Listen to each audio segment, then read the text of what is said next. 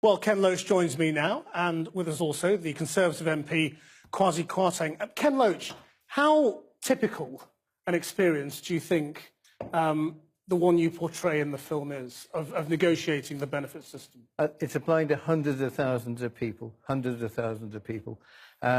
if you go around the country, you'll find the food banks in every city. You'll find people getting sanctioned all the time. I think it was the year before last, 1 million sanctions. And that means people's lives are thrown in chaos.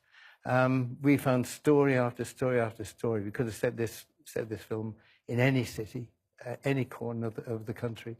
So I think this is very typical of what's happening. And do you make these films to try and change Britain? No, you make the film to tell a story, to try and say, look, this is happening, this is how we're living, this is, what do you think? If you see the film and you accept that's happening, then what are we going to do about it? But mainly it's to tell a story. And this one's a story of friendship. It's Daniel, 59-year-old, had a heart attack, but the state tells him he has to work. And Katie, single mum, moved out of London, like many others, and in the social cleansing that's happening in London. She's moved out to the north because the rents are cheaper, where she has no family, no support. And it's a friendship between them and how they survive and the choices they face, which are pretty harsh. Kwasi Kwarteng, you're probably at a disadvantage. I don't think you've seen the film, have you? I don't think many people have. But it's just come out. But you've heard the director's praise. Absolutely. Do you accept that there is a scale of suffering of people negotiating the benefit system that is truly shocking? I think there is some hardship. I mean, it would be wrong to suggest that there is no hardship. But as Ken said, he's telling a story. He's a creative person. And as you said, I mean, Ken has been working for 50 years as a social commentator, as one of our great directors. I have huge respect for his work. But it is creative. I don't think it's an accurate... I mean, it's not true, is that what you're saying? Well, I think elements of it are true. But as he said, he's telling a story. There's a place for social commentary. There's a place for, from Dickens right through Ken's work to now. There's lots of place for social commentary. But I don't think it's actually reflecting a broader reality, which is the fact that the government is creating employment. I think the fact is that the economy is growing. Many people said it wasn't growing. And the government was actually re-elected last year. Now, I know Ken is effectively a revolutionary socialist. I know that you were involved in Respect, which is a political party that has advanced left-wing views, and I respect that. But it doesn't really reflect the political reality that people experience.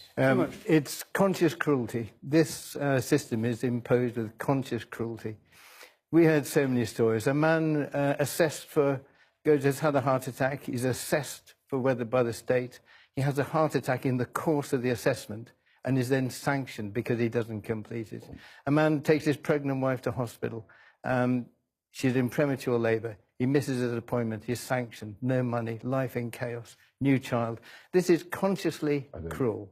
And I'll tell you why we know it. Because most people, if they can appeal against their assessment that they're fit for work when they're plainly ill, they will win the appeal.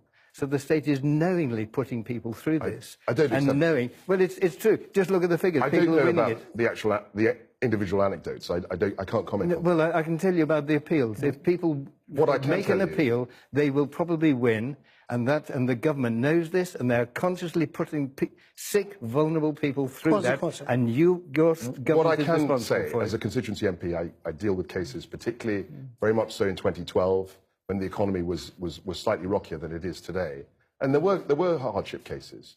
I hadn't heard anything of... It's conscious cruelty, it's conscious cruelty. And can I tell you something else? Food banks. You are the party of food banks. You are the government of food banks. Do you know how many food parcels were handed out last year? 1,100,000. Do you know how many of those went to children? Over 400,000. Let him reply to It's the government of food banks, and you are consciously responsible for it. Ken is essentially... I mean, but this we had a general election all about this. No, we never did. We absolutely did. That was one of the key messages that Ed Miliband used. I think a lot of people on the left have expressed your concerns.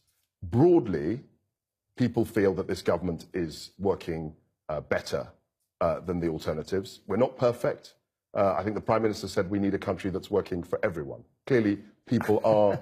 No, it's true. I think she made a very good comment in that way. But there's no doubt that I think we're actually making progress. compared to where Let we me were. just ask you, Ken Loach, briefly. I mean, when you made Kathy Come Home, you did kind of change Britain. The charity came out of it. You shocked people.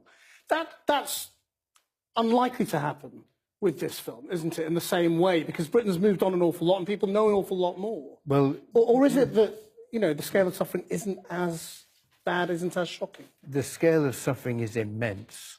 1,100,000 emergency food parcels. Over 400,000 children would not eat unless someone put an extra can into a collecting packet at a supermarket. That's a deeply shocking state of affairs. And there's no way around that. The whole areas of the country that feel abandoned, they feel neglected, they feel no one speaks for them.